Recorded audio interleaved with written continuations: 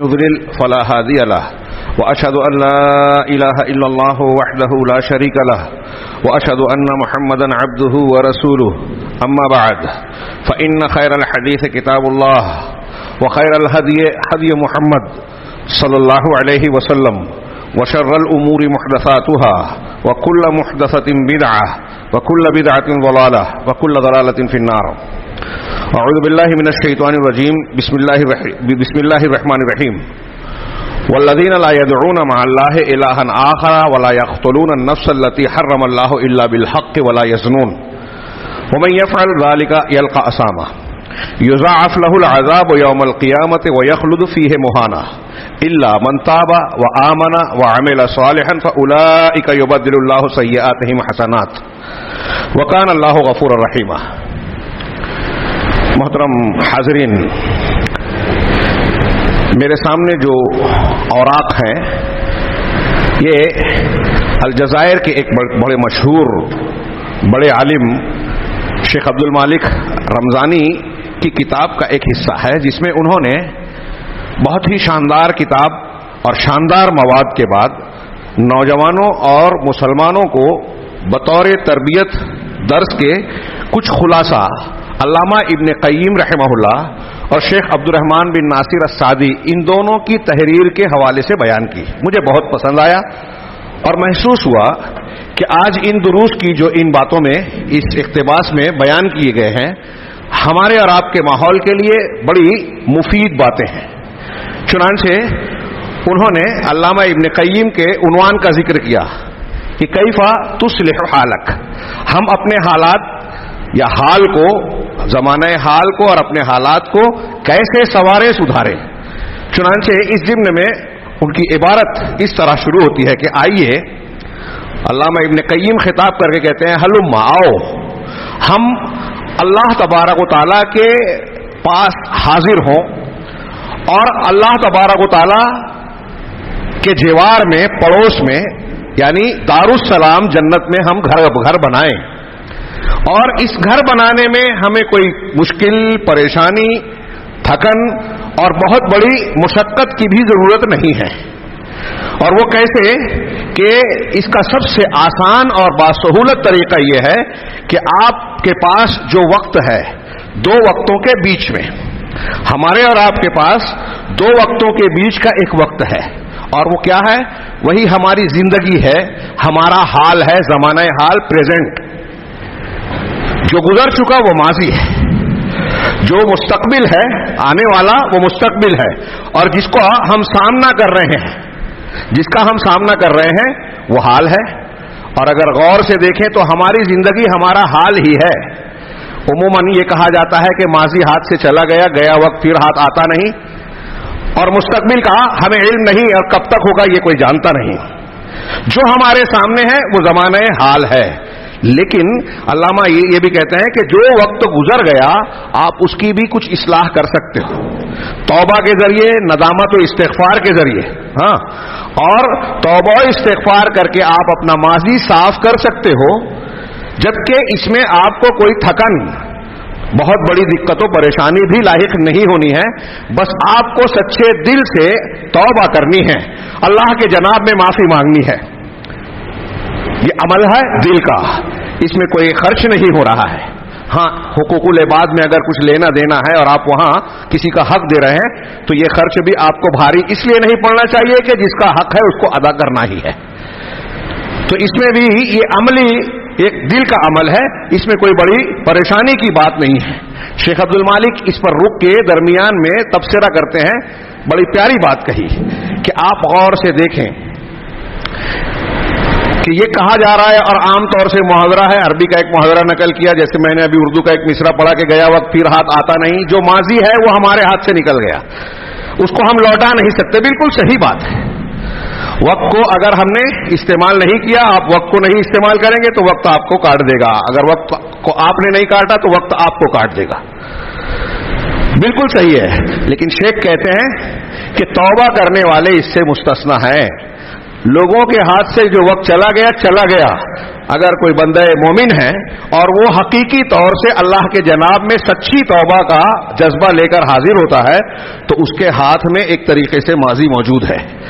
ماضی میں جو گناہ، غلطیاں، غفلتیں انسان سے سرزد ہو چکی ہیں، اگر وہ انتہائی اخلاص کے ساتھ توبہ کی شروط کے ساتھ اللہ کے جناب میں توبہ استغفار کرتا ہے تو اپنے ماضی کو بھی سنوار رہا ہے.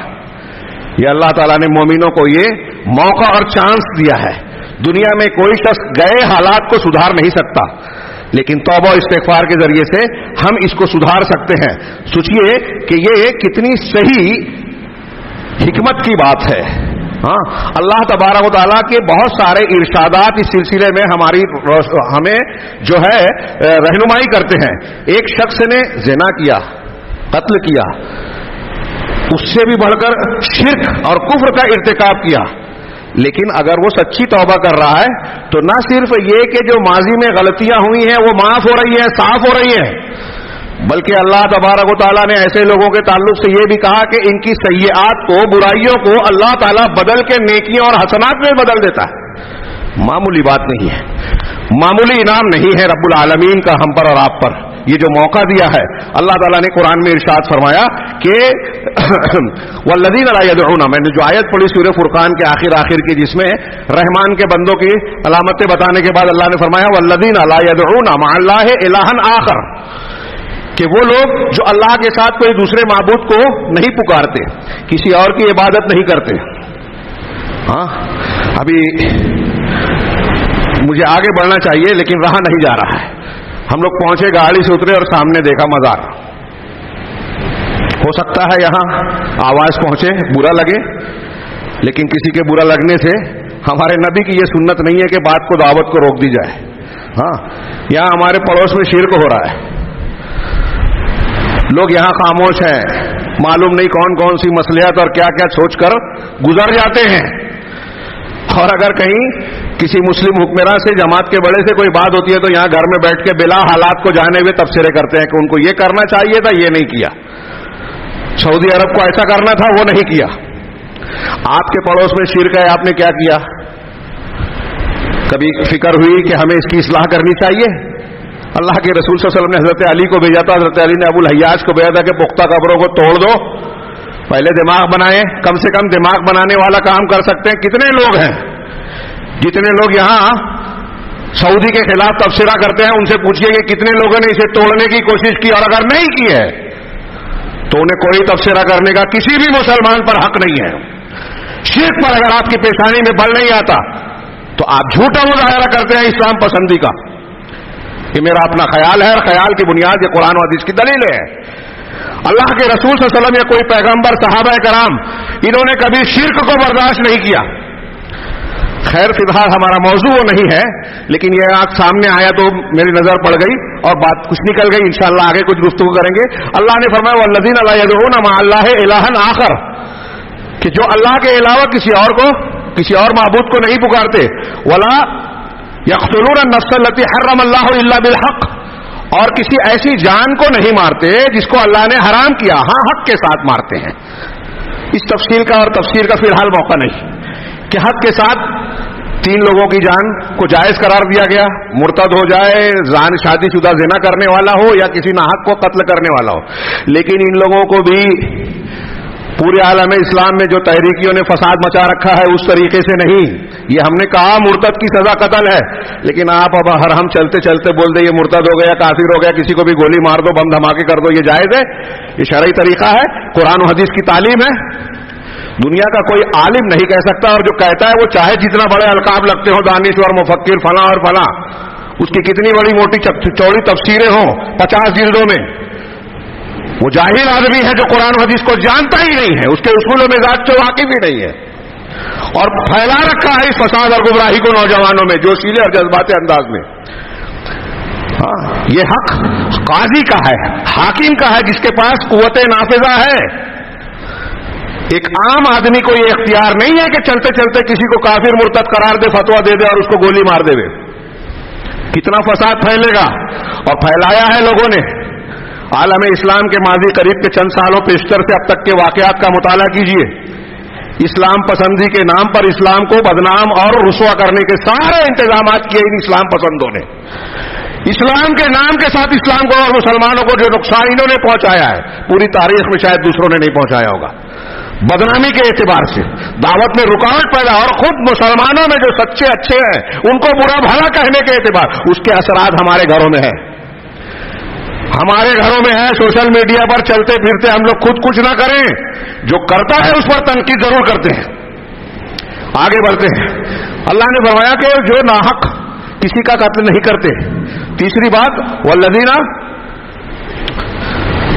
ولا یزنون, والذین نہیں ولا یزنون, اور جو زنا نہیں کرتے. بخاری مسلم کی بہت مشہور حدیث ہے, آپ نے بہت بار سنی ہوگی.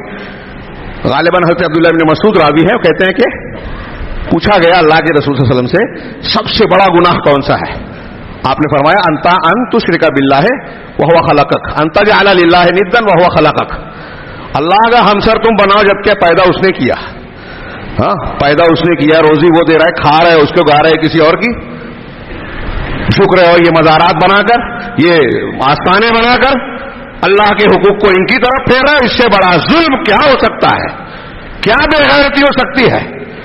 آپ کی بیوی کھائے, آپ کا نکاح آپ سے کرے, کسی اور کے ساتھ سوئے, کیسا لگے گا؟ جبکہ آپ نے اسے پیدا نہیں کیا, پال کر بڑا نہیں کیا, اور صرف اس کو دیتے نہیں ہو, اس سے لیتے بھی ہو بہت کچھ خدمات, فائدے اٹھاتے ہو. لیکن دنیا کی برائیاں اگر وہ کسی دوسرے کے بستر پر جائے تو برداشت نہیں ہے. یہ ہماری اگر کوئی برداشت کر لے تو وہ بے غیرت ہے. شرک اس سے بڑی بے غیرتی کی بات ہے کہ آپ سب کچھ اللہ کا کھائیں, گائے کسی اور کی. سب سے بڑا گناہ یہ ہے. اور پھر دوسرا کہ تم اپنی اولاد کو اس لیے قتل کر دو کہ وہ تمہارے ساتھ کھائے گا. نبی کریم صلی اللہ علیہ وسلم نے فرمایا. پھر اس کے بعد کون سا تفصیل سے نہیں, آگے مضمون اصلی باقی ہے. تو کہا تیسرا کیا, یہ کہ تم اپنے پڑوسی کی بیوی کے ساتھ زنا کرو.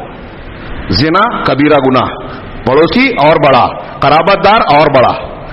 اور یہ بڑے سے بڑے زنا فحاشی آج کے موجودہ متمدن دنیا میں بڑھتے جا رہے ہیں. دنیا اس کی وجہ سے پیدا ہونے والے پریشانیوں کو, سیلاب طوفان بدتمیزی کو جو ہے جھیلنے پر مجبور ہے, اور بہت سارے سنگین مسائل جس دنیا میں فحاشی کے راستے کھول دیے گئے وہاں بہت سے مسائل کھل گئے ہیں اور حل نہیں نکل رہا ہے. یہ تینوں کا ذکر کرنے کے بعد اللہ کے رسول نے قرآن کی یہی آیت پڑھی جو ہم پڑھ رہے ہیں کہ یہ سب سے بڑے گناہ ہیں.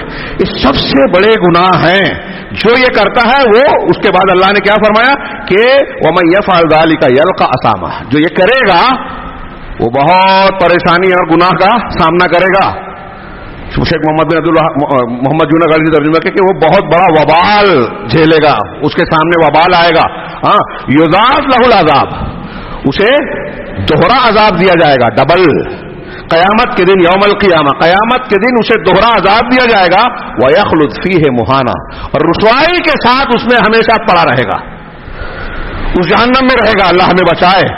لیکن اس شدید وعید, تنقید اور رد کے بعد اللہ تبارک و تعالیٰ نے آگے کیا فرمایا ہمارے موضوع سے متعلق میں ثبوت کے طور پر اسے پیش کر رہا ہوں. شیخ علامہ ابن تیمیہ نے ابن قیم نے پیش کیا کہ وہ کہتے ہیں الا من تاب, سوائے اس کے جس نے توبہ کی, وآمنا, اور ایمان لایا. ایمان کے بغیر توبہ کوئی بھی عمل قابل قبول نہیں ہے. وعمل صالحا, اور نیک عمل کیا. شب برات کو نہیں, شب قدر کو جاگا. نیک عمل میں اگر بدعت آ گئی تو وہ نیک نہیں ہے. اخلاص نہیں ہے تو وہ نیک عمل نہیں ہے. یہ ہم سنتے رہتے ہیں. تو جو ایمان لایا, عمل صالح کیا, ہاں, فاولئک, تو یہ وہ لوگ ہیں اللہ نے فرمایا یبدل اللہ سیئاتہم حسنات, اللہ ان کی سیئات کو حسنات میں بدل دے گا. کس کو؟ جو زنا کر رہا ہے, جو قتل کر رہا ہے, اس سے بھی بڑھ کر جس نے شرک کیا. میں نے ترتیب پیچھے سے لی, آیت میں پہلے شرک کا ذکر ہے. ان لوگوں نے اگر توبہ کی, ایمان لایا, عمل صالح کیا, تو پھر کیا اللہ تعالیٰ اس کو بتا رہا ہے اصلاح کر لی اپنی, تو اللہ تعالیٰ کہہ رہا ہے کہ ان کے لیے عذاب کو دوہرا کر دیا جائے گا. پہلے اس میں بتایا, اور اگر توبہ استغفار کر لیا تو اللہ کہہ رہا ہے کہ جیسے دوہرے عذاب کی بات کہی گئی ہے اس کے بالمقابل ان کی برائیوں کو نیکیوں میں بدل دیا جائے گا. کتنی بڑی بات ہے. ہاں, اب یہ تو ماضی کی بات ہے کہ آپ نے اگر سچی توبہ کی, ایمان اور عمل صالح کو گلے لگا لیا تو اللہ تعالیٰ کا وعدہ ہے کہ آپ کا ماضی سنور جائے گا. جو वक्त गुजर गया हाथ में नहीं है ना हमारे, ये हाथ में है इस तरीके से। और रमजान आ रहा है, उससे बेहतर तौबा इस्तिगफार जब होश आए तब करना चाहिए, रमजान का इंतजार नहीं करना चाहिए, पता नहीं कब मौत आ जाए। तो एक मोमिन बंदा जब तक होशो हवास में है, तौबा का दरवाजा खुला है, और तौबा का दरवाजा खुला है तो माजी को भी अपने हाथ में रख सकता है, इस माना में कि आप अपनी गलतियों को सुधार सकते हैं। अल्लामा इब्न क़य्यिम आगे कहते हैं कि वतन तनेओ, अब ये तो माजी की बात हुई कि तौबा कर ली, सुधर गया माजी। अब मुस्तकबिल में अगर आपने अपने आप को गुनाहों से रोक लिया, गुनाह से अपने आप को आपने रोक लिया, हाँ, और इस गुनाह से बचने में आपके लिए राहत है, आपके यानी मेरे भी, हम जो अल्लाह की नाफरमानी का अमल करते हैं उसमें चाहे वक्ती तौर से हमें महसूस होता हो कि लज्जत मिल रही है, लेकिन ये लज्जत आरजी है, और हकीकत में हसरत और नदामत दामनगीर होती है जो आदमी गुनाह करता है, अल्लाह की नाफरमानी करता है। तो दुनिया में भी उसको राहत और परेशानी, राहत से महरूमी होती है, सआदत से महरूमी होती है, बेचैनी और गुनाह के बहुत सारे असरात उस पर मुरत्तब होते हैं, और आखिरत में भी उसका अजीम शान नुकसान होगा जिसका कोई हम अंदाजा नहीं कर सकते। तो कह रहे हैं अल्लामा इब्न क़य्यिम कि मुस्तकबिल में अगर आपने अपने आप को गुनाहों से रोक दिया तो तुम्हारा ये बचना और गुनाहों को तर्क करना ये राहत है। और इसमें भी आप देखें कि बचने के सिलसिले में गुनाह से आपको मुशक्कत नहीं करनी है, एक काम करने में मेहनत पड़ती है ना। हाँ, हमारे यहां गुनाहों के करने में लोग कितनी मेहनत करते हैं। हाँ, हराम खोरी के लिए पता नहीं कैसे कैसे कारोबार, सूद ब्याज के कर्जे को पास करवाना, रिश्वत देना, हाँ, सूदी कारोबार कर रहे हैं लोग तो क्या क्या, हाँ, लोगों की खिदमत के नाम पर इलेक्शन लड़ते हैं, फिर उसमें क्या क्या होता है, क्या क्या करते हैं, मकासिद क्या क्या होते हैं, कितनी मेहनत करते हैं हराम के लिए। अगर आपने तय कर लिया कि हमें हराम खाना ही नहीं है, हाँ, एक लुकमा जो है हम अपने गले से नहीं उतारेंगे, अपनी औलाद के मुंह में डालेंगे नहीं, औलाद से मोहब्बत है तो मोहब्बत का तकाजा है कि हलाल खिलाए, तय्यब रिज़्क़ खिलाएं, उसके खून को गंदा ना करें हराम खिलाकर, नाफरमान ना बनाएं अल्लाह का, रसूल का और अपना खुद का, तो तय्यब खिलाएं। तो इसमें आपको करना क्या है, हराम करने से अपने आप को बचाना, किसी काम से बचने में मेहनत और मुशक्कत नहीं है, हाँ, हलाल कमाने में लगेगी। तो ये खाने की मैंने मिसाल दी, बहुत सारे गुनाह हैं कि आपको जब उससे बचना है तो मेहनत की जरूरत नहीं है, इसमें भी आज़ाओ जवारे को आपको थकाना नहीं है जिसका सामना आपको मुशक्कत में डाले, बस आपको पक्का इरादा और पुख्ता अज़्म करना है कि हम मुस्तकबिल में गुनाह नहीं करेंगे। हाँ, इससे आपके दिल को, आपकी रूह को राहत मिलेगी। तो जो गुजर गया, हाँ, जो गुजर गया माजी, वो आप तौबा से संवार सकते हैं, और जो आने वाला मुस्तकबिल है उसमें आप सच्ची अज़्म और अच्छे इरादे से अपने आप को बचा सकते हैं।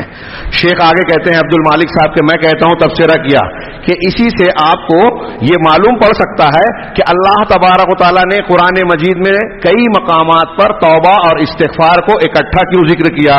अफला यतूबून इलल्लाहि व यस्तग़फ़िरून, क्या ऐसा क्यों नहीं करते कि लोग अल्लाह ताला से तौबा करें और इस्तिग़फ़ार भी करें।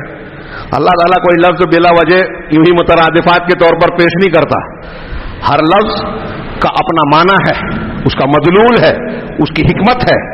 तो तौबा क्यों नहीं करते और उससे इस्तिग़फ़ार क्यों नहीं करते।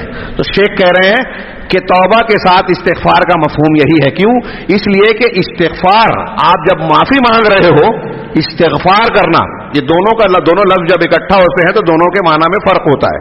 और अगर एक इस्तेमाल हो, सिर्फ इस्तिग़फ़ार आए या सिर्फ तौबा, तो दोनों एक दूसरे के माना में शामिल होते हैं। ये उसूल की बात कही गई है, लेकिन जब दोनों होते हैं तो इसका मतलब इस्तिग़फ़ार उन गुनाहों से मुताल्लिक होता है जो आपके गुजर चुके, माजी से ताल्लुक है जिसका।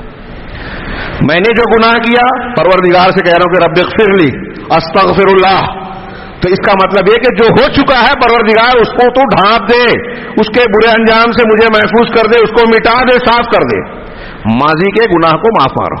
और तौबा जब कर रहा हूं कि अल्लाहुम्मा इन्नी अतूबु इलैक अस्तग़फ़िरुल्लाह व अतूबु इलैक, तो मैं तेरी तरफ तौबा कर रहा हूं का मतलब कि अब मैं ये पक्का इरादा कर रहा हूं, ऐदो पैमान कर रहा हूं कि आइंदा मुस्तकबिल में मैं उस गुनाह को हाथ नहीं लगाऊंगा, तेरी नाफरमानी की तरफ कदम नहीं बढ़ाऊंगा, गुनाह नहीं करूंगा। तो इस्तिग़फ़ार माजी के लिए हुआ اور توبہ مستقبل کے لیے ہوا. اس سلسلے میں انہوں نے قرآن کی اور بھی کئی آیتیں پیش کی, جیسے بتایا کہ والذین اذا فعلوا فاحشۃ او ظلموا انفسهم, کہ وہ لوگ جنہوں نے کوئی فاحشہ, بے حیائی یا گناہ کا کام کیا یا اپنے نفسوں پر ظلم کیا, ذکر اللہ, تو اللہ کو یاد کرتے ہیں. گناہ ہو گیا, ایمان والے ہیں, اللہ کو نہیں بھولیں گے. ایک ایمان والا بندہ گناہ کرتا ہے تو اللہ یاد آتا ہی ہے اور آنا چاہیے, اور اللہ یاد آئے تو پھر کیا ہونا چاہیے, فاستغفروا لذنوبہم, تو اپنے گناہوں کی معافی مانگتے ہیں. وَمَن یغفر الذنوب الا اللہ, ہاں کہہ رہے کہ اور گناہوں کو اللہ کے سوا اور کون بخشے گا, کوئی نہیں. وَلَمْ يُصِرُّوا عَلَى مَا فَعَلُوا وَهُمْ يَعْلَمُونَ, اور جو کچھ انہوں نے گناہ کیا ہے, غلط کام کیا ہے, جانتے بوجھتے اس پر اصرار نہیں کرتے. یہ دونوں چیزیں کہ گناہوں سے بچنا ہے, شیخ نے کہا, علامہ ابن قیم کہتے ہیں کہ ان دونوں کاموں میں نہ انسان کے لیے شکستگی ہے نہ تھکاوٹ ہے, لیکن اس میں اصل چیز آپ کی عمر ہے, اور آپ کی عمر اصل کیا ہے, وہ آپ کا وہ وقت ہے جو ان دونوں وقتوں کے بیچ میں ہے. ماضی گزر چکا توبہ سے صاف ہوگا, مستقبل سچے نیت اچھے ارادے سے کہ اب گناہ نہیں کرنا ہے, مستقبل محفوظ ہو گیا. اگر پکا ارادہ ہے, بعد میں غلطی بچڑی تقاضی ہو رہی ہے تو ایک الگ بات ہے, لیکن آپ نے اپنے حال میں یہ نیت کر لی پختگی کے ساتھ کہ مجھے گناہ نہیں کرنی ہے, نہیں کرنا ہے, تو یہ آپ کا مستقبل ایک طرح سے محفوظ ہو گیا. ہاں, اور اگر ان دونوں میں سے آپ نے بیچ والا جو آپ کا حال ہے اگر اسے ضائع کر دیا تو آپ نے اپنی عمر کو ضائع کر دیا. ہاں, اور اگر آپ نے اس کو درست کیا جو حال ہے آپ کا ہمارا, تو آپ نے ماضی اور مستقبل کو بھی اس کے ساتھ میں سنوار لیا. جو پہلے کا زمانہ ہے, جو آگے کا زمانہ ہے, اپنے حال پر توجہ دینے کی ضرورت ہے. ہاں, اگر اس کو ہم نے درست کیا تو ہمیں لذت و راحت ملے گی, پریشانیوں سے نجات ملے گی, ماضی بھی سنور جائے گا, مستقبل بھی, اور حال بھی ہمارا خوشگوار ہوگا. کتنی پیاری بات ہے. اور آگے انہوں نے اس بات کو مختلف پہلوؤں سے پیش کی ہے, اور آج ان پہلوؤں کو ہمیں ملحوظ رکھنا ہے. میں صرف شاید اشارے کر پاؤں. کہا کہ میں یہ کہتا ہوں, شیخ کہتے ہیں کہ یہ اللہ تبارک و تعالیٰ نے قرآن مجید میں توبہ کے ساتھ توبہ, ہاں, جبکہ اس کو مطلقاً ذکر کیا جائے تو کہہ رہے ہیں کہ اس میں استغفار بھی شامل ہوتا ہے. تو آپ کو قرآن میں کئی مقامات پر ایسا مضمون ملے گا کہ اللہ نے توبہ کے ساتھ اصلاح, سدھارنے کا لفظ استعمال کیا ہے. جیسے اللہ نے قرآن میں کہا كتب ربكم على نفسه الرحمة انه من عمل منكم سوءا بجهالة ثم تاب من بعد ذلك واصلح فانه غفور رحيم, کہ اللہ تبارک و تعالیٰ نے اپنے آپ پر رحمت کو متعین کر لیا, کتبہ لکھ دیا, فرض کر لیا اللہ نے. اور تم میں سے جو شخص جہالت کی حالت میں برائی کا ارتکاب کرتا ہے, گناہ کوئی بھی کرے, حالت گناہ حالت جہالت ہے, حالت گناہ حالت کفر ہے بظاہر, چاہے وہ مومن بندہ کرے. اگر ایک آدمی علم کی حالت میں ہو, ایمان کی حالت میں ہو, تو گناہ نہیں کرے گا. تو کتنا بڑا بھی علامہ ہو, کتنا بڑا بھی صاحب علم ہو, ایمان کا دعوے دار ہو, اگر گناہ کر رہا ہے, اللہ کے رسول نے فرمایا نا, لا یزنی زانی ہی نہ یزنی وہو مومن, زانی جب زنا کرتا ہے تو حالت زنا میں وہ مومن نہیں ہوتا, ایمان کی کیفیت نہیں ہوتی. اس کا یہ مطلب نہیں کہ وہ اسلام سے خارج ہو گیا. اسلام سے وہ خارج ہوگا جو حلال سمجھ کر کرے گا اللہ کے حرام کو, اور اس کی اپنی تفصیلات. تو حالت گناہ جہالت و کفر کی حالت ہے. اللہ نے کہا کہ جو شخص جہالت کی حالت میں تم میں سے گناہ کا ارتکاب کرے گا, پھر توبہ کر لے گا اس کے بعد, اور توبہ کے بعد اللہ نے لفظ استعمال کیا وہ اصلاح, اصلاح کر لے گا, تو اللہ غفور الرحیم ہے. دوسری آیت میں الا الذین تابوا من بعد ذلک واصلحوا فان اللہ غفور الرحیم, جن لوگوں نے توبہ کی اور اصلاح کی, توبہ ماضی کے گناہ کی ہوئی, اصلاح کب کس حال کی ہوئی, اصلاح ہمارے پریزنٹ زمانے حال کی بات ہو رہی ہے کہ جس نے گناہوں کے ماضی کے توبہ کی اور اپنے حال کو درست کر لیا, تو یہ اصلاح ہمارے حال کی بات ہے. مطلب استغفار مستقبل, توبہ ماضی, اور اصلاح زمانہ حاضر. چنانچہ شیخ کہتے ہیں کہ یہ جو اصلاح کا معاملہ ہے زمانہ حال میں, یہ نسبتاً ماضی اور مستقبل کے تال کے مقابلے میں یہ زیادہ مشکل ہے. کیوں؟ اس لیے کہ اس میں آپ کو کیا کرنا ہے؟ اپنے آپ کے لیے یہ دیکھنا ہے کہ ہمارے لیے زیادہ مفید کام کیا ہے، اچھا کام کیا ہے، صحیح کام کیا ہے۔ خرافات، بدعت، شرک، اس کو جان کر اس سے بچیں، اور ہدایت کیا ہے اللہ کا اور رسول کا بتایا ہوا معاملہ کیا ہے، سنت اور توحید کے تقاضے کیا ہیں، یہ جاننا ضروری ہے۔ یہ جان کے آپ کو صحیح دین اختیار کرنا ہے، ورنہ صرف نیت و ارادے کے اعتبار سے سب جنت الفردوس کی تمنا کرتے ہیں، اور کرنا بھی چاہیے، لیکن یہ اللہ تبارک و تعالیٰ کا یہ انعام سستا نہیں ہے، یہ ہدایت کے راستے سے ملے گا جو ہر نماز میں سکھایا ہے، اہدنا الصراط المستقیم۔ اللہ کے رسول صبح شام کی دعاؤں میں ہدایت مانگ رہے ہیں، گمراہی سے بچاؤ مانگ رہے ہیں۔ قرآن سکھا رہا ہے کہ پروردگار سے یہ دعا مانگو، ربنا لا تزغ قلوبنا بعد اذ ہدیتنا، کہ پروردگار ہدایت ملنے کے بعد ہمارے دلوں کو ٹیڑھا نہ کر۔ اللہ کے رسول دعا سکھا رہے ہیں، یا مقلب القلوب ثبت قلبی علی دینک، اے دلوں کو پھیرنے پلٹنے والے میرے دل کو اپنے دین پر جما دے۔ یہ مذاق ہے؟ یہ معمولی بات ہے کہ بار بار قرآن و حدیث ہمیں تلقین کر رہا ہے کہ آپ ہدایت پر قائم رہنے کی دعا مانگو، محنت کرو، کوشش کرو۔ اس کا مطلب یہ کہ ہدایت سے بھٹکانے اور ہٹانے کے بہت سارے اسباب ہمارے گرد و پیش میں ہوں گے۔ اگر یہ ہمیں بھٹکا دیتے ہیں، ہمارا زمانہ حال بگڑ گیا تو ماضی بھی تباہ اور مستقبل بھی خراب۔ ہاں، چنانچہ اگر آپ چاہتے ہیں کہ آپ اپنے ان دینوں کو، ماضی، حال، مستقبل تینوں کو سنواریں، تو اس کی حفاظت کرنی ہے حال کی۔ آپ کے پاس جو وقت ہے وہ آپ کا حال ہے۔ اب اس حال میں قرآن، شیخ کہتے ہیں کہ جو قرآن پر غور کرے، من تدبر القرآن، تو جو شخص، یہ تینوں زمانوں کا حال کے ساتھ جوڑنے کا معاملہ، کہ جو قرآن پر غور و فکر کرے گا تو قرآن کی دعوت میں یہ بات پائے گا کہ اس میں تینوں اوقات کی اصلاح سمٹی ہوئی ہے۔ جیسے ایک مثال دی شیخ عبد المالک نے کہ قرآن کہتا ہے الف لام را کتاب احکمت آیاتہ ثم فصلت من لدن حکیم خبیر۔ یہ کتاب ہے، قرآن ہے جس کی آیتوں کو محکم اور پختہ بنایا گیا ہے، ترتیب بھی انتہائی مضبوط، معنویت کے اعتبار سے بھی انتہائی اعلیٰ۔ کیوں؟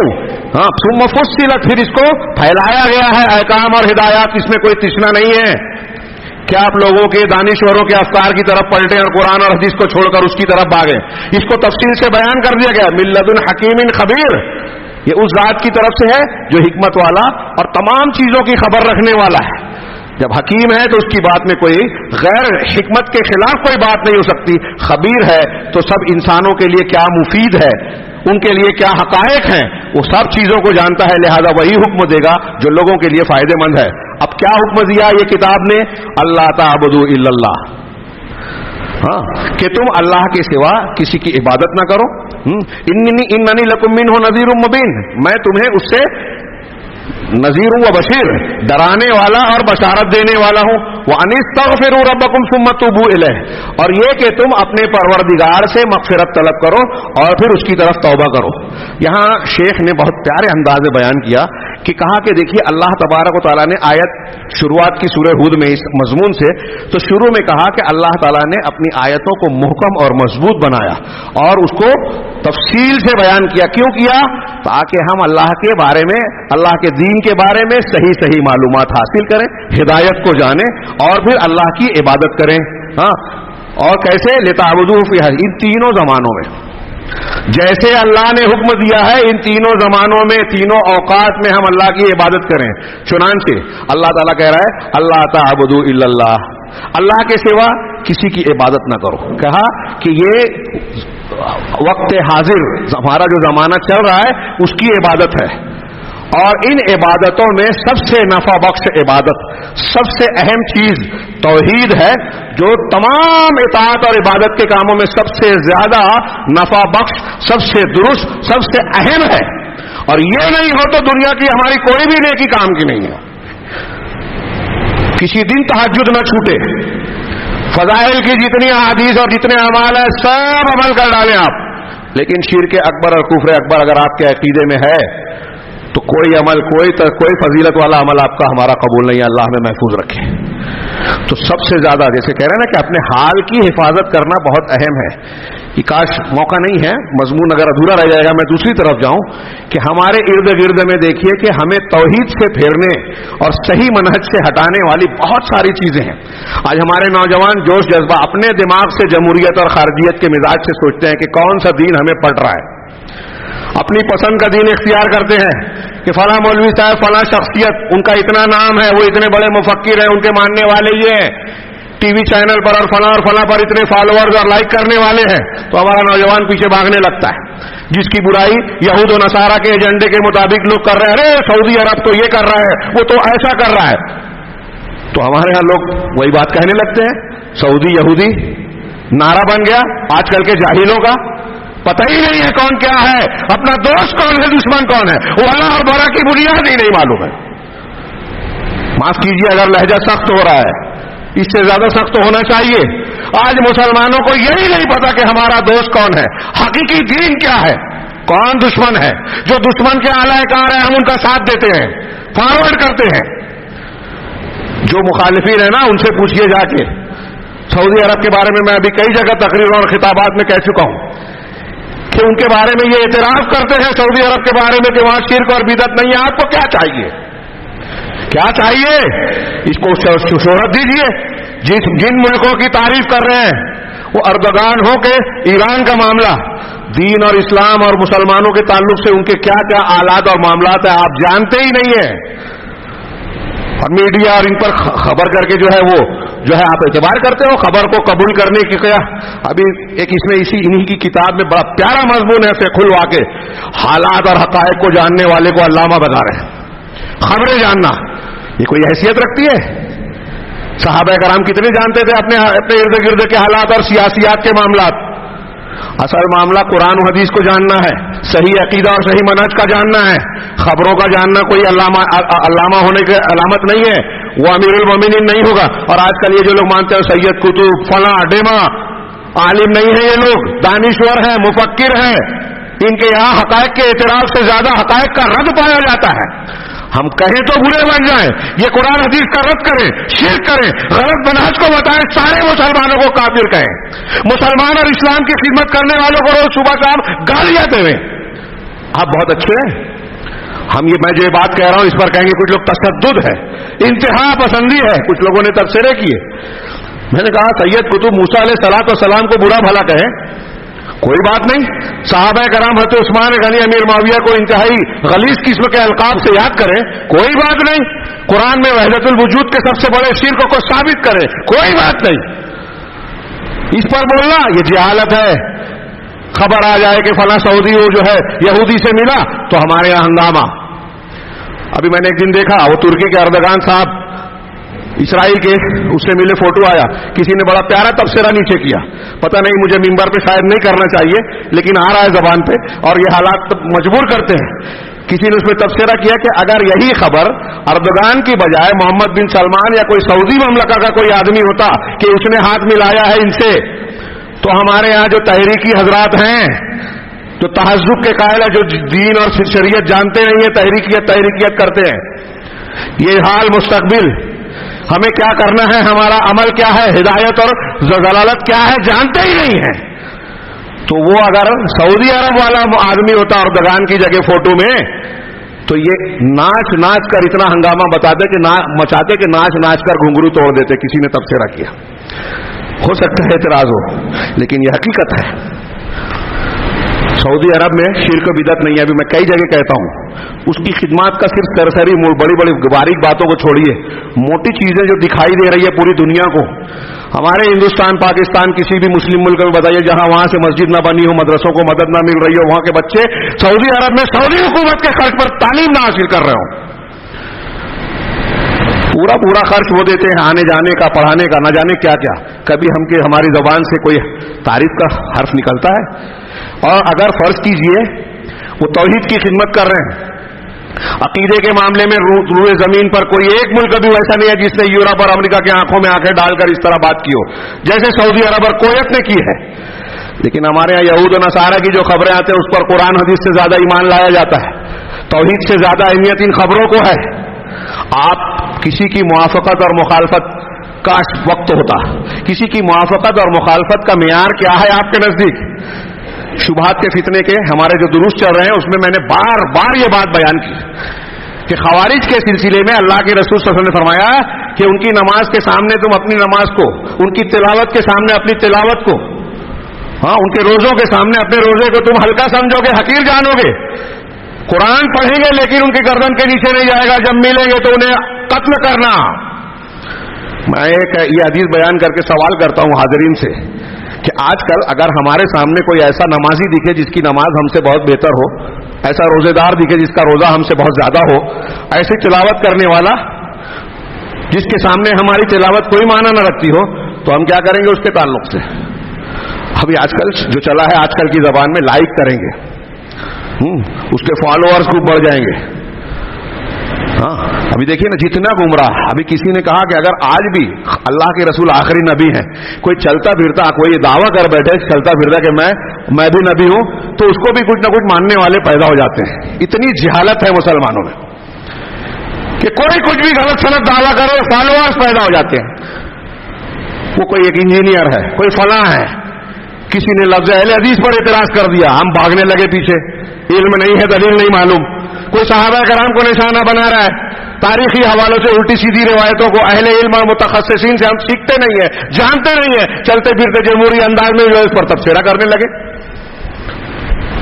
عام حالات میں آپ کو گھر کا اگر نقشہ بنوانا ہے تو آپ کسی ایم ایس ڈاکٹر یا وکیل کے پاس نہیں جاتے.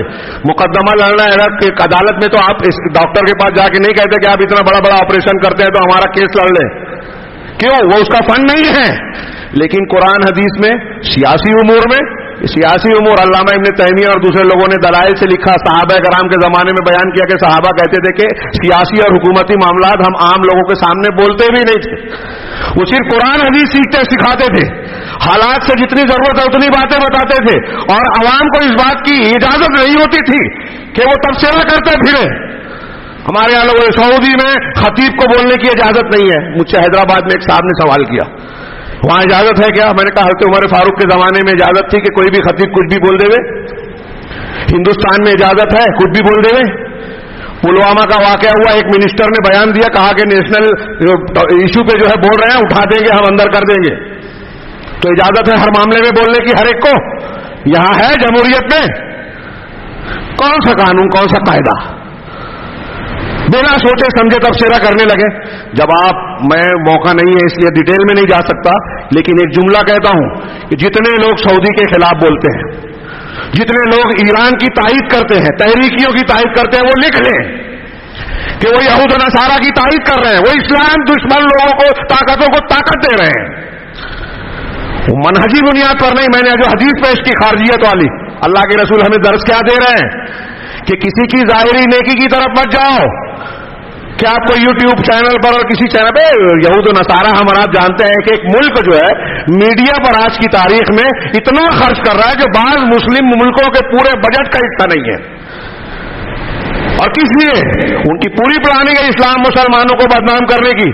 اگر یہود و نصارہ ایک طرف سعودی عرب کو آپ اور ہم دوست کہتے ہیں، اور وہ ان کے یہاں کے تھنک ٹینک کہتے ہیں کہ ہمارے لیے سب سے بڑا خطرہ سلفی ہے، اہل الحدیث ہے.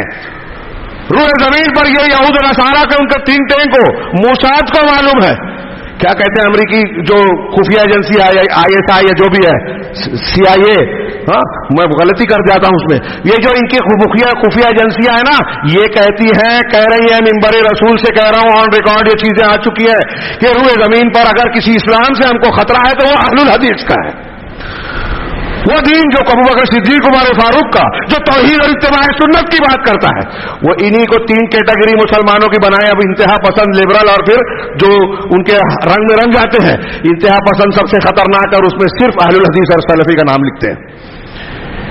یہ میں بہت بڑے مضمون کا، تحقیقات کا خلاصہ بیان کر رہا ہوں. ہم اٹھے سوٹے جانتے نہیں ہیں، حقائق معلوم نہیں ہے، خدمات معلوم نہیں ہے. اور سب سے بڑی بنیاد کسی کا ساتھ دینے اور مخالفت کرنے کی منہج ہے، عقیدہ ہے. آپ کا اور میرا عقیدہ ایک ہے نا. اگر مجھ سے غلطی واقعی میں ہو رہی ہے، یہ دین کا طریقہ بتا رہا ہوں، تفصیل کا موقع نہیں ہے، جسے ضرورت پڑی تو بعد میں وہ رابطہ قائم کر سکتا ہے. قریب میں تلولی مدرسے میں تدریس کی خدمات انجام دے رہا ہوں، وہاں دکتور عبید الرحمان جیسے اساتین علم بھی ہیں، ان سے بھی رجوع کر سکتا ہے. اگر آپ کا میرا اختلاف کسی چھوٹے معاملے میں ہے، فروعی معاملے میں اختلاف، تو یہ ہم آپس میں رہ کے گھر میں لڑ سکتے ہیں، دشمنی جائز نہیں ہے، اس کے باوجود مخالفت نہیں ہوگی. لیکن اگر آپ کا اور میرا عقیدے کا اختلاف ہے، ہاں توحید اور عقیدے کا اختلاف ہے، تو کتنے معاملات میں بھی آپ کا اور ہمارا موافقت ہو جائے، ہم اور آپ بھائی نہیں ہیں. ولا اور برا، دوستی اور دشمنی کی بنیاد اٹھائیے عقیدے کی کوئی بھی کتاب، کوئی بھی کتاب، قرآن و حدیث کی بہت سی دلیلوں کی بنیاد پر، صحابہ کرام اور انبیاء کے تعامل کی بنیاد پر آپ دیکھیے کیا ثابت ہوتا ہے. عقیدہ اگر صحیح ہے تو ہمارا بھائی ہے، وہ سعودی ہو، افریقی ہو یا کوئی، اور اگر عقیدہ صحیح نہیں ہے تو وہ کتنی بڑی بھی اس کی تعریف آ رہی ہے، توصیف آ رہی ہے کہ اس نے فلاں کو چیلنج کر دیا، اس نے یہ بیان دے دیا، ہمارے یہاں لوگ کودنے لگتے ہیں، اس نے امریکہ کے خلاف بیان دے دیا، اور ٹیبل کے نیچے سے ہاتھ ملا کے مدد لے رہا ہے، اعلی کار بن رہا ہے، مسلمانوں کا قتل عام کر رہا ہے، آنکھیں بند. یہی ہو رہا ہے پوری دنیا میں. جن کو ہمارے یہاں دوست سمجھا جاتا ہے وہ اسلام دشمن ہے، اور جن کو دشمن سمجھا جاتا ہے، ساری دنیا جس کے خلاف تقریر کر رہی ہے، بول رہی ہے، وہ ماحول کریٹ کیا گیا ہے میڈیا کی طرف سے، حکومتوں کی طرف سے، کہ آپ اچھے کو برا سمجھیں. خیر، بات پھر کسی موقع سے اس کی، یہاں شیخ نے اس آیت کے تناظر میں کہا، کہتے ہیں، فرماتے ہیں کہ اس آیت میں جو اللہ نے کہا اللہ تعبدوا الا اللہ، اللہ کے سوا کسی کی عبادت نہ کرو، یہ آپ حاضر کو سنوار رہے ہیں. جو اس وقت ہم زندہ ہیں، ہمارے پریزنٹ حال ہے، زمانہ حال ہے، ہاں اس زمانے میں ہم کو صرف اللہ کی عبادت کرنی ہے، فلاں اور فلاں کی نہیں. بزرگوں اور بڑے ناموں کے پیچھے مت بھاگیے، اللہ اور رسول کو دیکھیے. اس کے لیے علماء ربانیین جو قرآن و حدیث کو جاننے والے ثقہ علماء ہیں، ان کی مصاحبت اختیار کیجیے، دین سیکھیے. دنیا کے کسی بھی معاملے میں آپ سنجیدہ سے سنجیدہ ہوتے ہیں، کسی دنیا کے امتحان میں، ڈاکٹر وکیل بننے میں، فلاں اور فلاں علم حاصل کرنے میں، کسی اور کام میں، ان تمام چیزوں سے زیادہ سنجیدہ آپ کو اسلام کے صحیح منہج کے لیے لگانا چاہیے، کیونکہ آپ کے دین ایمان کو خریدنے والے، آپ کے بچوں اور نسل کو جہنم کے راستے پر لے جانے والے دعا قدم قدم پر موجود ہیں، جو غلط منہج اور افکار کی طرف دعوت دے رہے ہیں. اس سے زیادہ فکر کرنے والی کوئی بات ہمارے سامنے ہو ہی نہیں سکتی. ایک ایمان والا انسان، جنت و جہنم کو ماننے والا شخص جو یقین رکھتا ہے کہ جہنم ہے، اللہ تعالیٰ عذاب دے گا اس پہ، اس کے لیے سب سے اہم بات یہ ہوگی کہ اپنے آپ کو مسلمان رکھے، اور مسلمانوں میں اس دین کا ماننے والا جو حق ہے، صحیح منہج ہے. اہدنا الصراط المستقیم، شیخ عبد الرحمان ناصر السعدی کی تفسیر میں نے ابھی کئی جگہ نقل کی. وہ کہتے ہیں کہ جو ہم ہر نماز کی حرکت میں کہتے ہیں اہدنا الصراط المستقیم، تو اس کا ایک معنی ہے کہ اہدنا الی الصراط، سیدھے راستے کی طرف. اس کے معنی میں شارٹ کے اختصار کی بنیاد پر یہ مفہوم ہوگا کہ دنیا میں بہت سارے مذاہب ہیں، ان سے بچا کے سیدھے راستے پہ یعنی اسلام پہ چلا.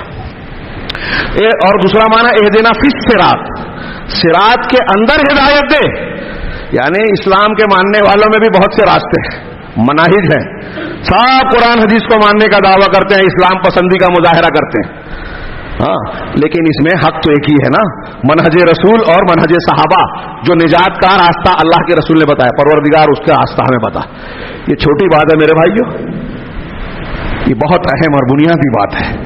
ہمیں اور آپ کو اس کے لیے سنجیدہ ہونا چاہیے، اپنے لیے، اپنے اہل و عیال کے لیے. جس چیز کی ہم فکر کرتے ہیں نا، دنیا اور آخرت کی جتنی، اس میں سب سے اہم چیز جس کے لیے فکر مند ہونا چاہیے وہ یہی چیز ہے. شیخ نے چونکہ وقت زیادہ ہو گیا، اس مضمون کے بعد اس میں یہ بتایا کہ ہم اللہ کے اسماء و صفات اور توحید کے سلسلے میں کیوں ذکر کر رہے ہیں. ہاں یہاں اس کی دو وجہ بتائی، اس لیے کہ توحید جو ہے ایسی چیز ہے کہ کسی انسان کے لیے یہ جائز نہیں ہے کہ توحید کے بغیر کوئی بھی کام کرے، ہر وقت اس کا اہتمام کرنا ہے. اس لیے اللہ تعالیٰ نے ہمارے وقت حاضر کے سلسلے میں توحید کا ذکر کیا، اور کوئی بھی آپ عمل صالح کریں توحید کے بغیر وہ جائز قبول نہیں ہے. پھر شیخ نے انبیاء کی مثالیں دی کہ کس طرح اپنے امتیوں کو، قرآن نے کم سے کم 8-10 آیتیں انہوں نے نقل کی ہیں کہ ایک طرف نبی کہہ رہے ہیں اپنے پیغمبر اپنی امتوں کو کہ اللہ کی عبادت کرو، شرک مت کرو، اس کے سوا کوئی معبود نہیں ہے. دوسری طرف وہی پیغمبر کہہ رہے ہیں توبو الی اللہ अल्लाह की तरफ तौबा करो, इस्तिग़फ़ार करो।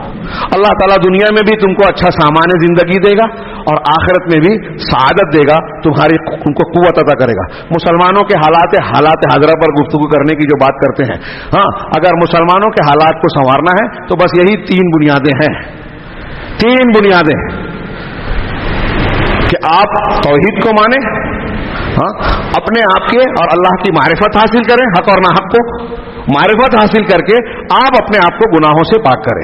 सैयदुल इस्तिग़फ़ार हो, ला इलाहा इल्ला अंता सुब्हानका इन्नी कुन्तु मिनज़ ज़ालिमीन, जितनी फजीलत वाली दुआएं हैं उसमें तौहीद जरूर मिलेगी और तौहीद के साथ तौबा इस्तिग़फ़ार। अल्लाह ताला बंदे से, हमसे, आपसे यही चाहता है कि अल्लाह की तौहीद को माने और अपने गुनाहों से तौबा करें।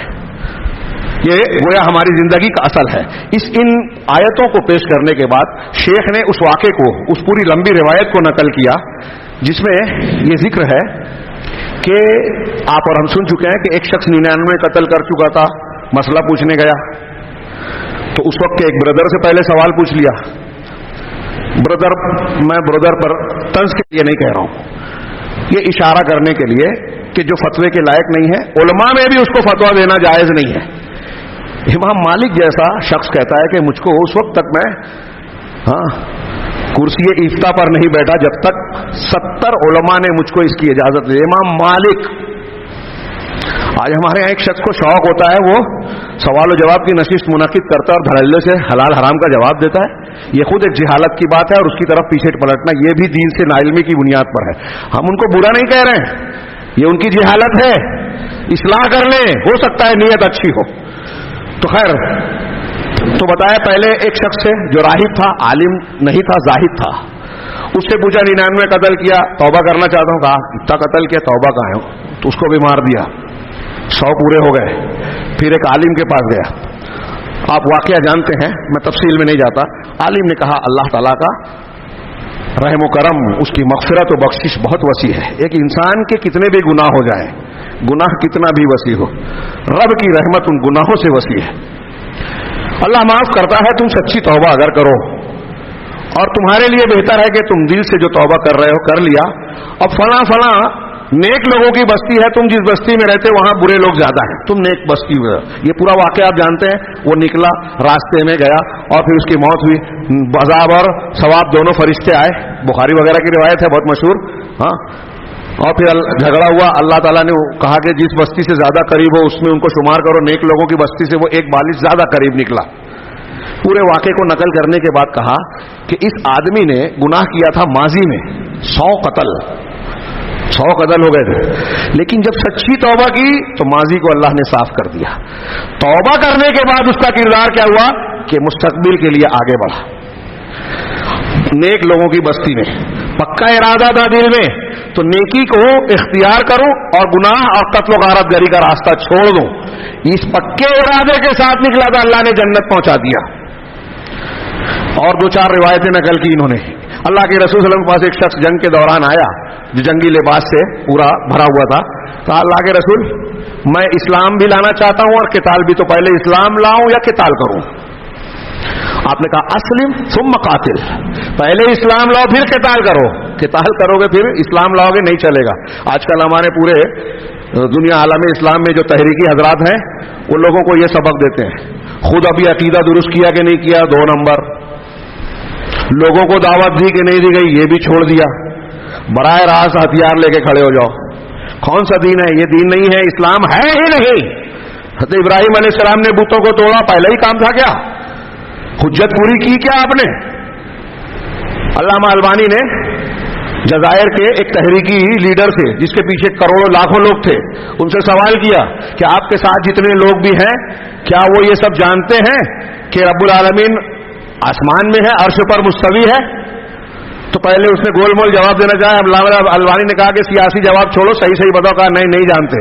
तो कहा रब के बारे में जानते नहीं हो और रब के दीन को नाफिज करने के लिए लोगों को वरगला रहे हो।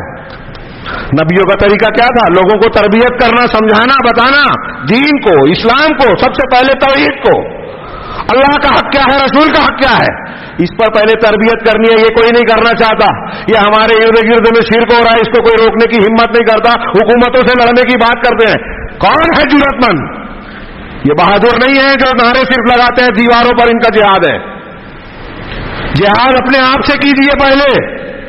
شیخ نے وہی کہا، اللہ کے رسول نے کہا کہ تم پہلے، میں بات کو مکمل کروں، روایت میں کہ پہلے اسلام لاؤ پھر قتال کرو. اس نے کلمہ پڑھا، قتال کیا، شہید ہو گیا. ایک وقت کی بھی نماز نہیں پڑھی، بخاری مسلم کی حدیث ہے. ایک وقت کی بھی نماز نہیں پڑھی. اب یہ تحریکی کہتے دیکھو نماز سے زیادہ اہم جہاد ہے. اس سے یہ ثابت ہوا. ہاں یہاں انہوں نے اس کا جواب دیا، تفصیل کا موقع نہیں. پہلے عقیدہ ہے، اس کے بعد کوئی عمل ہے، تو پہلے آپ عقیدہ درست کیجئے. تو کیا یہ تحریکیوں نے سب توحید لوگوں کو پہنچا دی پہلے نمبر پہ؟ دوسرا یہ کہ نماز کو جہاد سے اہمیت اور فوقیت نہیں حاصل ہے. یہ اس لیے اس شخص کے حق میں تھا کہ اس پر نماز کا کوئی وقت آیا ہی نہیں تھا، ایک بھی نماز فرض نہیں ہوئی. جب نماز فرض نہیں ہوئی اور اس سے پہلے شہادت مل گئی، جنت میں چلا گیا. ہاں اور بھی روایتیں انہوں نے نقل کی ہے. ایک روایت پیش کر کے میں بات کو آخری مرحلے میں لے جاؤں، جو ابھی میں نے پچھلے جمعہ کو بھی بیان کی تھی مالیگاؤں میں، کہ بخاری میں ہے. ابو سعید ابن معلہ نماز پڑھ رہے تھے، رسول اللہ صلی اللہ علیہ وسلم کا گزر ہوا، شارٹ اختصار کے ساتھ آواز دی، انہوں نے جواب نہیں دیا. نماز سلام پھیر کر پہنچے. آپ نے کہا کہ میں نے بلایا تم آئے نہیں. اللہ کے رسول انی کنت اصلی، میں نماز پڑھ رہا تھا. تو کیا کہا اللہ کے رسول نے؟ الم تسمع لقول اللہ، کیا تم نے اللہ کا یہ قول سنا نہیں؟ یا ایھا الذین آمنوا استجیبوا للہ وللرسول اذا دعاکم لما یحییکم. کیا ایمان والو اللہ اور اس کے رسول کی بات کا جواب دو، ان کی پکار پر کو سنو جب تم کو وہ اس کام کی طرف بلائیں جس سے تمہارا دل زندہ ہوتا ہے. ایک روایت بھی نقل کیا لیکن موقع نہیں ہے، تھوڑی تفصیل ہو جائے گی اگر میں اس میں چلا گیا. یہ آیت اور جو حدیثیں غور سے سوچئے اس پہ. اللہ صحابی رسول نماز پڑھ رہے ہیں، نفل نماز. اللہ کے رسول نے آواز دیا، نہیں آئے. اللہ کے رسول اس پر ان کو ٹوک رہے ہیں، سرزنش کر رہے ہیں کہ اللہ کا حکم یہ ہے کہ جب رسول بلائیں تو نفل چھوڑ دو. نفل نماز جو اللہ کی اطاعت ہی ہے، اللہ اور رسول کا حکم ہو تو اسے چھوڑ دینا چاہیے. سوچئے تھوڑی دیر کے لیے. شیخ نے سوال اٹھایا، اب اس شخص کا معاملہ کیا ہے جس کو اللہ اور رسول کوئی حکم دے رہے ہیں اور وہ گناہ کا کام کر رہا ہے؟ نماز کے لیے اذان ہو رہی ہے، آپ دوسرے کاموں میں مشغول ہے، گپ شپ میں، دوستوں میں، کاروبار میں، نہ جانے کیا کیا، یا پھر کوئی گناہ کا کام کر رہے ہیں. اور اس شخص کا کیا معاملہ ہے کہ اللہ اور اس کے رسول کہہ رہے ہیں کہ صبر کرو، اور وہ کہہ رہا ہے کہ میں جنگ کرنا چاہتا ہوں، ہتھیار اٹھانا چاہتا ہوں، دھماکے کروں گا. یورپ، امریکہ، اسرائیل، فرقہ پرست ہندو مسلمانوں کو اتنی تکلیف دے رہے ہیں، ایسا کر رہے ہیں، ویسا کر رہے ہیں، ہم کھڑے ہو جائیں گے، خفیہ طور سے نکلیں گے، یہ کریں گے، وہ کریں گے. انہوں نے قرآن کی آیت نقل کی، الم تر الذین قیل لهم کفوا ایدیکم. کیا ان لوگوں کی طرف نہیں دیکھا جن سے اللہ نے کہا یا کہا گیا کہ اپنے ہاتھوں کو روک لو، ابھی لڑو مت، ہاں، اور نماز قائم کرو.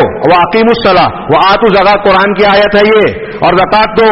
فلما کتب علیہم القتال، تو وہ خود کہہ رہے تھے نہیں ہم کو جنگ کرنا ہے، جنگ کرنا ہے. تو جب ان پر قتال فرض کیا گیا، اذا فریق منہم یخشون الناس کخشیۃ اللہ، تو ان میں ایک گروہ ایسا پیدا ہو گیا جو لوگوں سے اس طرح ڈرنے لگے جیسے اللہ سے ڈرتے ہیں، یا جیسے اللہ کا ڈر ہونا چاہیے، اور اشد خشیہ، یا اس سے بھی زیادہ ڈرتے ہیں. وقالوا ربنا لما كتبت علينا القتال، اور کہنے لگے کہ پروردگار تو نے ہم پر قتال کیوں فرض کیا؟ ہاں، لولا اخرتنا الى اجل قریب، ایسا کیوں نہیں کیا کہ تھوڑا اور پیچھے کرتا، ذرا کچھ اور مہلت مل جاتی، ذرا تیاری کر لیتے. جب فرض کر دیا گیا تو یہ عذر بہانا. اب اس آیت کو اور اس حدیث کو ملائیے کہ ابو سعید بن معلہ نیکی آج ہمارے یہاں 15 شعبان ہوگی رات کو، دیکھیے گا کیسے دھوم دھام ہوگی. اللہ رسول نے رمضان کو مبارک بنایا، لیلۃ القدر خیر من الف شہر قرار دیا، اس کی کوئی فضیلت نہیں ہے، اس کا کوئی دھوم دھام نظر نہیں آتی. لیکن آج ہمارے یہاں قبرستان آباد ہوگا. جو زندوں کے گھر میں فاقہ ہو رہا ہے وہاں کھانا نہیں پہنچائیں گے، لیکن قبرستان میں چونا پھول نہ جانے کیا کیا خرچہ کریں گے، جس کی شریعت اجازت دیتی نہیں بلکہ منع کرتی ہے. اللہ اور رسول جس سے منع کرتے ہیں وہ کر رہے ہیں.